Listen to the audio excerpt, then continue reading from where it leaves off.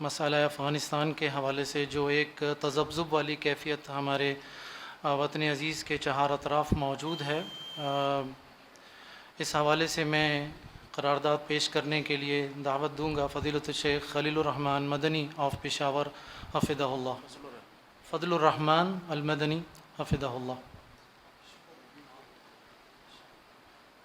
الحمد كما ينبغي لجلال وجهك وعظيم سلطانك، لا نحصي ثناء عليك أنت كما أثنيت على نفسك، والصلاة والسلام على سيد الأنبياء والمرسلين سيدنا ونبينا محمد وعلى آله وأصحابه أجمعين، أما بعد۔ معزز محترم قائدین جماعت، علماء کرام، طلباء اعزام، السلام علیکم ورحمۃ اللہ وبرکاتہ۔ عربی کی یہ قرارداد پیش کرنے سے قبل چند منٹ کے لیے اس کا پس منظر پیش کرنا چاہتا ہوں، تاکہ ہمیں علم ہو کہ آج افغانستان کے اندر 400 کے قریب اہل حدیث مساجد، مدارس، علماء کرام کن خطرات سے دوچار ہیں، کون سے فتنے منڈلا رہے ہیں۔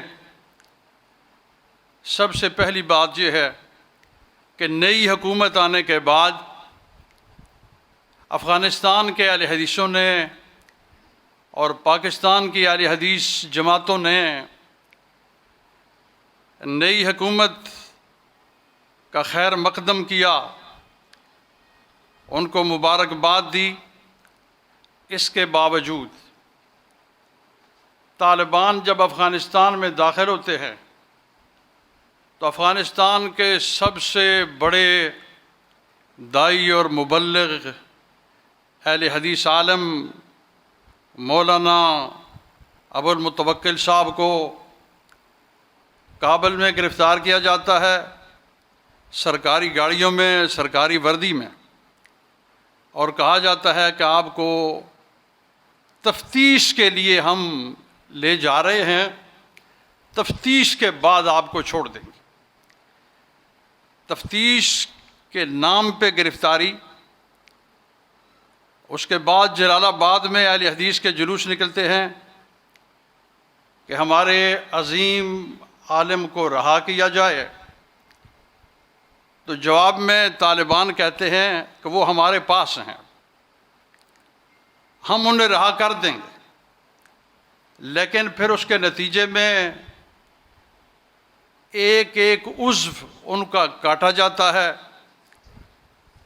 اور تعذیب کے ساتھ ان کو قتل کرنے کے بعد ان پہ تیزاب گرایا جاتا ہے، ان کی لاش کو بھی خراب کیا جاتا ہے، اور پھر کابل، قندوز، جلال آباد، قندھار کے اندر اہل حدیث مساجد اور مدارس کو بند کر دیا جاتا ہے، علماء کی گرفتاریاں ہوتی ہیں۔ اس کے بعد اہل حدیث علماء کا ایک بڑا جرگہ شیخ جمیل الرحمن رحمۃ اللہ علیہ کے بھتیجے حاجی حیات اللہ کی قیادت میں کابل پہنچتا ہے۔ 1 مہینے کے قریب کابل میں ٹھہر کے طالبان کی قیادت سے مذاکرات کرتا ہے، جس میں حقانی گروپ کے بڑے لیڈر شامل ہوتے ہیں۔ دلائل سے ان کو سمجھایا جاتا ہے کہ صوبہ نورستان، صوبہ کنڑ، صوبہ بدخشان کے اندر اہل حدیث 95% ہیں، اور ہم تمہارے ساتھ ہیں، ہم تمہارا ساتھ دے رہے ہیں۔ جلال آباد کے اندر اور دیگر تمام صوبوں کے اندر ہماری ایک بڑی طاقت ہے، ہماری بڑی قربانیاں ہیں، اور ہمارا تکفیری سوچ سے کوئی تعلق نہیں ہے۔ خود ہمارے کئی علماء تکفیریوں نے قتل کیے ہیں، اس نظریے سے ہمارا کوئی تعلق نہیں۔ جلال الدین حقانی گروپ ان سے مذاکرات کرنے کے بعد قائل ہو جاتا ہے اور یہ کہتا ہے کہ ہم تسلیم کرتے ہیں، آپ ہمارے بھائی ہیں، ہم آپ کے ساتھ ہیں، لیکن ہم قندھاری قیادت تک بات پہنچاتے ہیں، ان کو قائل کرتے ہیں، پھر آپ کو جواب دیتے ہیں۔ وہاں سے جرگہ جاتا ہے طالبان کا قندھار میں۔ قندھاری قیادت جس میں ملا برادر اور ملا ہیبت اللہ اور فلاں ملا شامل ہیں، جن کے اوپر ایرانی سرمایہ کاری ہے، وہاں مذاکرات ہوتے ہیں۔ ان کو جواب یہ دیا جاتا ہے کہ ہمارے نزدیک اہل حدیث کے درمیان اور خارجیوں کے درمیان اور تکفیریوں کے درمیان کوئی فرق نہیں ہے۔ ان کے علماء، ان کی مسجدیں اور مدارس اہل حدیث نام سے ہم افغانستان کے اندر نہیں چھوڑ سکتے۔ ان کو ڈانٹا جاتا ہے کہ آپ بھی ان سے تعلق نہ رکھیں، ہم ان کو قبول نہیں کریں گے۔ جرگہ واپس آتا ہے، ان کو جواب دیتا ہے کہ ہماری وہ قیادت تو نہیں مانتی، ہم مجبور ہیں، ہم کیا کریں۔ اس صورتحال کے باوجود افغانستان کے اہل حدیث صبر و تحمل کے ساتھ فریادیں کر رہے ہیں کہ بھائیو، ہم قرآن و سنت کے داعی ہیں، ہم ائمہ اکرام کا احترام کرتے ہیں، ہم تمہارا ساتھ دینا چاہتے ہیں، ہماری مسجدیں نہ گراؤ، ہمارے مدرسے بند نہ کرو۔ لیکن ان کی عقل کا حال یہ ہے کہ پچھلی دفعہ جب طالبان کی حکومت آئی تھی، حکومت آنے سے پہلے پبی جلوزی کیمپ میں ایک مدرسہ تھا اور ایک یونیورسٹی تھی شیخ سیاف کی، اس کے ایک ادارے میں صحیح بخاری پڑھاتا تھا، پڑھنے والے سارے افغانی تھے۔ اس کلاس میں ایک نسبتاً بہتر لڑکا تھے تو میرے نزدیک سارے ہی نالائق، لیکن ایک ان میں بہتر تھا۔ جب وہ فارغ ہوا تو ملنے کے لیے آیا، کچھ عرصے بعد طالبانی کی حکومت بن گئی تھی، تو میں نے پوچھا کہ اب کیا کرتے ہو؟ اس نے کہا میں جلال آباد ضلع کا جج بن گیا ہوں، سیشن جج۔ میں نے کہا اب تمہارا سب سے بڑا ارمان کیا ہے، کیا کرنا چاہتے ہو؟ اس نے کہا سب سے بڑا ارمان یہ ہے کہ مولانا غلام اللہ رحمتی مجھے افغانستان کے اندر مل جائے تو میں اسے ذبح کر دوں۔ مولانا غلام اللہ رحمتی کون تھا؟ جو افغانستان کا سب سے بڑا اہل حدیث عالم تھا، سب سے بڑا مناظر تھا، اور پشاور کے اندر رہتا تھا، اور بہت بڑا فقیہ آدمی تھا۔ ان کی عقل کا یہ عالم ہے۔ ایسے حالات میں پشاور کے اندر بڑے بڑے کبار علماء اور تمام جماعتوں کی قیادتیں جمع ہوئیں۔ کئی بیٹھک اور میٹنگ کرنے کے بعد ہم نے ایک بیانیہ اور اعلامیہ تیار کیا اور ان سے ہم نے مطالبہ کیا کہ بھائی ہمیں انصاف دو، ہمیں کمزور مت سمجھو، ہم عالم اسلام کے 22 عرب ملکوں کے اندر بہت بڑی اکثریت رکھتے ہیں۔ عربوں کے 22 ملکوں کے اندر ان کی حکومتیں، ان کے عوام، ان کے علماء، ان کی بڑی تعداد اہل حدیث فکر کی حامل ہے۔ بہرحال ابھی یہ قرارداد اسی پس منظر میں تیار کی گئی ہے جسے میں پیش کرنا چاہتا ہوں۔ امید ہے کہ آپ اسے قبول کریں گے۔ الحمد للہ رب العالمین والصلاة والسلام علی سید الانبیاء والمرسلین۔ اجتماع علماء اہل الحدیث بجامعۃ ابی بکر کراچی پاکستان۔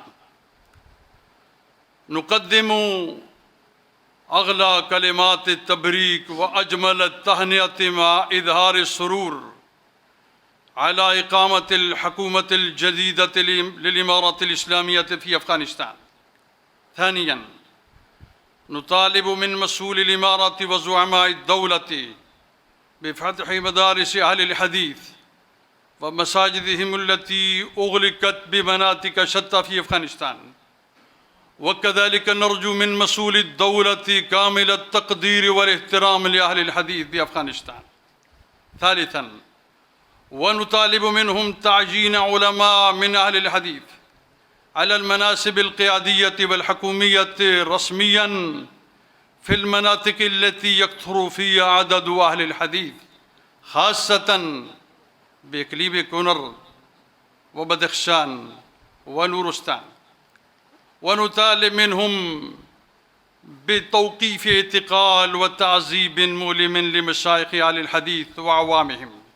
رابعا، ومن المعلوم رسميا أن أهل الحديث قد أعربوا حبهم وأظهروا تأييدهم للدولة الجديدة، وبناء على هذا نرجو منهم التعاون والمساعدة معهم. خامسا، نطالب منهم بسد سبيل المسيئين الذين تسببوا للإساءة مع أهل الحديث بمناطق عديدة. سادسا، ونطالب منهم بمعاقبة الذين قاموا بنشر الأخبار الكاذبة ضد أهل الحديث، ولا شك أنهم لم يقصدوا بذلك إلا الفوضى والفساد. سابعا، ومن المعلوم أن منهج أهل الحديث هو منهج سلفي خالص، ولا مجال فيه للخروج والتكفير على الحكام، وبناء على هذا نعلن بعدم العلاقة مع كل من أراد بذلك. ثامنا، ونود أن نورب عن تقديراتنا للحكومة الباكستانية والقوات المسلحة الباكستانية والمؤسسات الرسمية وغيرها بشأن المحافظة على الوطن والدفاع عنه، كما نقدر جهودهم المبذولة في سبيل تحقيق الأمن والسلام. تاسعا، ونقف جنبا إلى جنب مع الحكومة الباكستانية والقوات المسلحة الباكستانية في كل شأن يتعلق بالأمن الوطني. عاشرا، ونعلن بتأييد رسالة باكستان الرسمية عن بيغام باكستان. والسلام عليكم ورحمة الله وبركاته.